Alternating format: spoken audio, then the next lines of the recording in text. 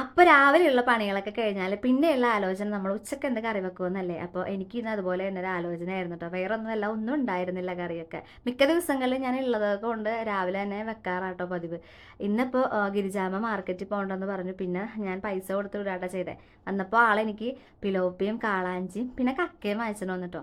കാളാഞ്ചിയും കക്കയും വന്ന പാടെ ഫ്രിഡ്ജിലോട്ട് എടുത്ത് വെച്ചേ. പിന്നെ ഇന്ന് പിലോപ്പി വെക്കാനായിരുന്നു കേട്ടോ. കൊത്തമരക്ക ഉണ്ടായിരുന്നു, അതൊന്ന് ചെമ്മിനിട്ട് ഇങ്ങനെ തോരൻ വെക്കാട്ടോ ചെയ്തേ. ചെമ്മിനിങ്ങനെ തേങ്ങയിലൊന്ന് അടിച്ചെടുക്കണം കേട്ടോ എനിക്കിഷ്ടം, അങ്ങനെ കടിക്കണേലും അത് നല്ലതാണ്. അത് കഴിഞ്ഞിട്ട് പിലോപ്പി അവരെത്ര കഴുകി ക്ലീൻ ചെയ്ത് തന്നാലും നമ്മളിവിടെ കൊണ്ടുവന്നിട്ട് അത്യാവശ്യം നന്നായിട്ട് തന്നെ സമയം എടുത്ത് ക്ലീൻ ചെയ്യണം കേട്ടോ. പിന്നെ സിങ്കിൻ്റെ അവസ്ഥ പറയണ്ടല്ലോ, നല്ല മണമായിട്ടുണ്ടായിരുന്നു. അത് ഹാൻഡ് വാഷ് ഇട്ട് സിങ്ക് നന്നായിട്ട് കഴുകി കേട്ടോ. ഓണം കഴിഞ്ഞ് അത്യാവശ്യം കുറച്ചായിട്ടോ നമ്മൾ മാർക്കറ്റിൽ നിന്ന് ഇങ്ങനെ മീനൊക്കെ വാങ്ങിച്ചിട്ട്. അമ്മ കടയിൽ നിന്ന് കൊണ്ടുവരുന്ന മീനായിരിക്കും, ഞാനത് എന്തെങ്കിലും എടുത്ത് ഒന്നെങ്കിൽ വറുക്കുകയോ ചെയ്യുമോ അല്ലെങ്കിൽ കറി വെക്കുകയോ ചെയ്യുമോ കേട്ടോ.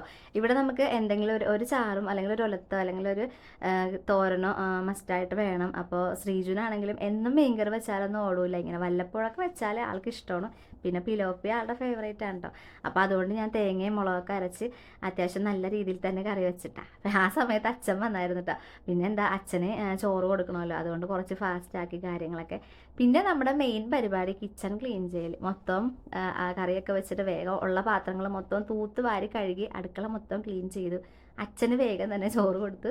പിന്നെ എനിക്കും തിന്നണമായിരുന്നു, കാരണം ശങ്കരിനെ വിളിക്കാൻ പോകണമല്ലോ. വേഗം നമ്മുടെ തോരനും രാവിലത്തെ കടല ഞാൻ നന്നായിട്ട് ഫ്രൈ ചെയ്തെടുത്തിട്ടുണ്ടായിരുന്നു, അതും എടുത്ത് നമ്മുടെ മീൻകറിയൊക്കെ കൂട്ടി പോയി ടി വിയും കണ്ടു. ടി വി കണ്ടെന്ന് വെച്ചാൽ അച്ഛൻ ഏതോ ഒരു സിനിമ വെച്ചിട്ടുണ്ടായിരുന്നു കേട്ടോ. ആള് പോയി കിടന്നുറങ്ങി. പിന്നെ ഞാനത് ഇത്തിരി നേരം അവിടെ ഇരുന്ന് കണ്ടിട്ടോ.